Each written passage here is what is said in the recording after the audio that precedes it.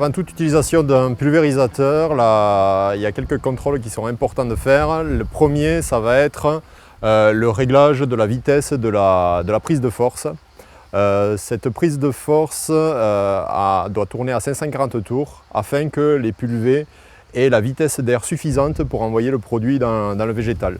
Les pulvérisateurs travaillent au travers de multiplicateurs pour faire tourner la turbine.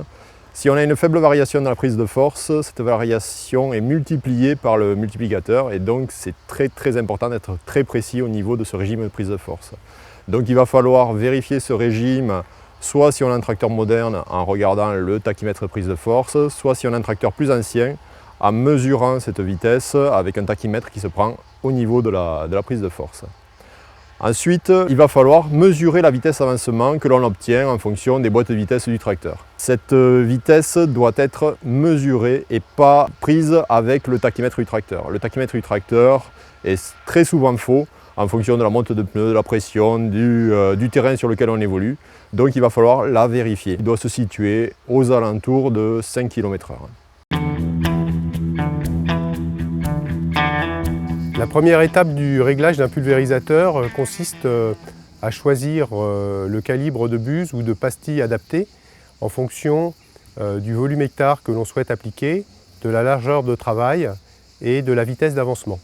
On commence par calculer le débit nécessaire sur un rang pour obtenir le volume hectare souhaité en fonction de la largeur de travail et de la vitesse d'avancement à laquelle on va pulvériser. Une fois cette valeur obtenue sur un rang, on va la diviser par le nombre de sorties qui vont pulvériser un rang.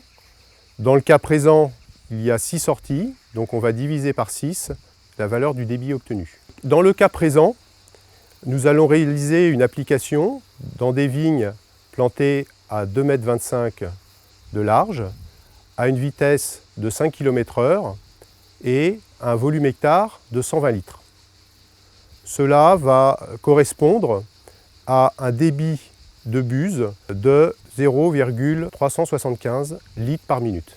Dans le tableau de débit, nous pouvons voir qu'avec une buse marron, à 3 bars, on obtient un débit en litres par minute de 0,380. Donc nous allons retenir la buse marron que nous allons faire travailler à 3 bars. La deuxième étape du réglage d'un pulvérisateur consiste à vérifier que le débit de buse qu'on a calculé théoriquement est bien celui qu'on obtient dans la pratique sur le pulvérisateur. Pour cela, on va réaliser ce qu'on appelle un contrôle de débit. On va donc se mettre en pulvérisation à la pression de travail définie précédemment et on va venir au niveau de chaque sortie collecter le liquide pendant 1 minute, mesurer la quantité de liquide pulvérisé pendant cette minute et comparer le résultat obtenu avec la valeur théorique de 380 ml par minute qu'on a obtenue précédemment dans le tableau. Au fur et à mesure que l'on réalise les mesures au niveau des diffuseurs sur la machine, on reporte les valeurs dans un tableau.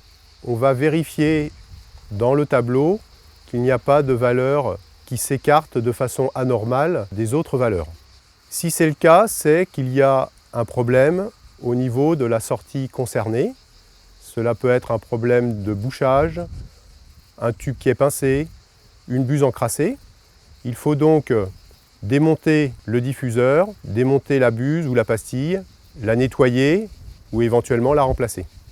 Après intervention sur la sortie qui posait problème, on doit bien entendu à nouveau vérifier son débit comme précédemment.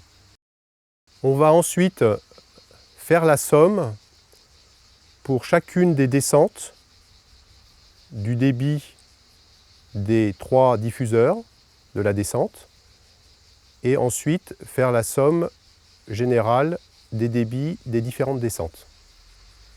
Ce qui nous donne le débit total à la rampe. On va le diviser par le nombre de sorties pour obtenir un débit moyen au niveau de chaque sortie.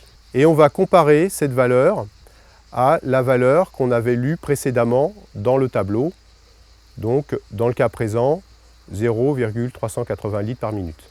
Si on observe un écart significatif entre ces deux valeurs, il faut alors corriger la pression pour obtenir la valeur lue dans le tableau.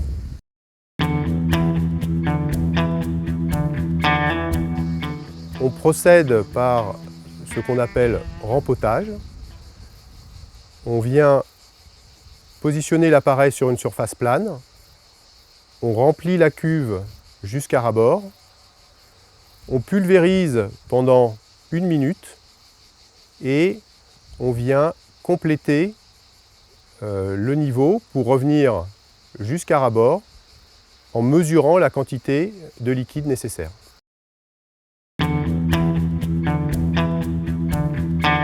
Il est bien sûr évident que tous les réglages du pulvérisateur en matière de contrôle de débit et de positionnement sur la végétation vont se faire avec de l'eau afin de ne pas mettre en danger l'opérateur qui va réaliser ces essais.